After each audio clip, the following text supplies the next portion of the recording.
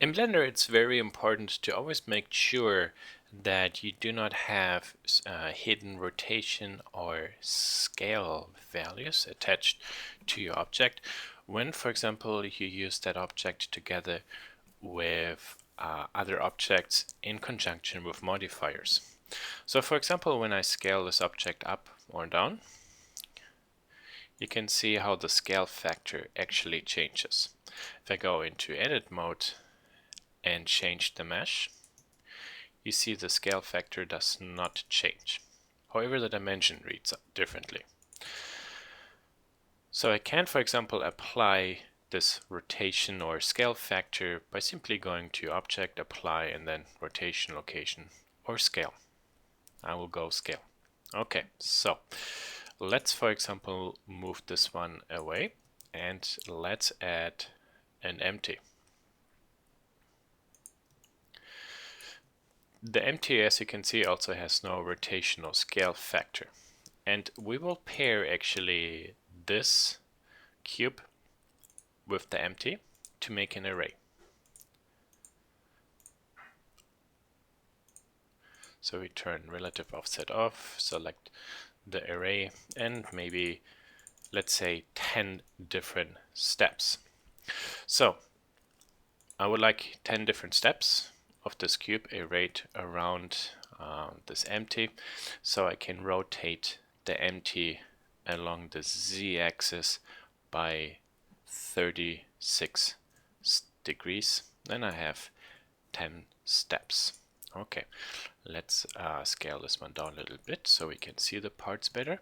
And now let's take a look at how, for example, the rotation and scale factors will influence this modify result. If, for example, I scale this empty, you see how I do a circular array including a scale factor. If, for example, I also move this array, this empty up, I do a circular array including a scale and a move value. The same, for example, can be set when, let's say, the empty is rotated correctly, but I actually scale my object. Because also here you can see now with the scale factor in relationship to the empty, it creates this effect. So for example, if I also rotate this object, I change also the circular array. So far we mainly covered circular arrays, but we can also do, for example, linear arrays. So for example, I select the cube, then Shift Control Alt C, reset the origin to the geometry, and then the distance of the empty to the distance of the object center point defines actually the distance of the offset.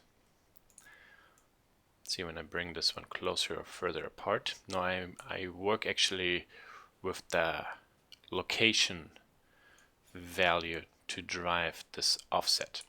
It actually means I can even lift this one up or go this way. I could even scale this one to make a linear transition, everything gets smaller.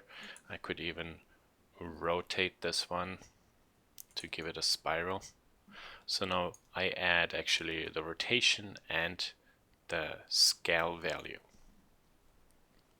So whenever you work with a modifier and you try to create something like an array and the result is not what you are looking for, chances are very high that either the object or the empty has some local rotation or scale factor implied. And then again, if we simply reset location and scale, then this is set, and obviously this should go along the y-axis. So in this case, this empty has to be x0 and z0. And the other situation where, for example, it's always important to apply the scale is simply when, for example, we, let's say, create a cube. Let's say 2 meters by 2 meters is fine. And then I will delete, for example, this face.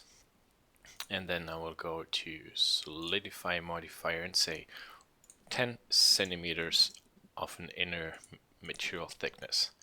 So this perfectly fits. Okay, now let's make Shift D a copy, move it over, and then in edit mode I scale this one down. You see I actually scale the mesh, and the material thickness always remains exactly the same. And that is because I do not have a scale factor, I scaled the mesh. But let's say you would like to scale this object, this cube, to a very specific value. So let's say this should be, what's this one? Let's say 60, so 61 centimeters, 61 centimeters, and 61 centimeters. And you see that actually the offset, or the solidify result, is different. And that's because we have now a scale factor of 1/3, and so it adds 10 centimeters material thickness and only 1/3 of it. That's the reason why this is thinner. So if we now go to apply thickness, so scale, it all fits. So you can very often work with the scale or the dimensions and type something in, and then if it's, for example, a boxy object, or you need a X and Y or Z, and then never forget about applying the scale.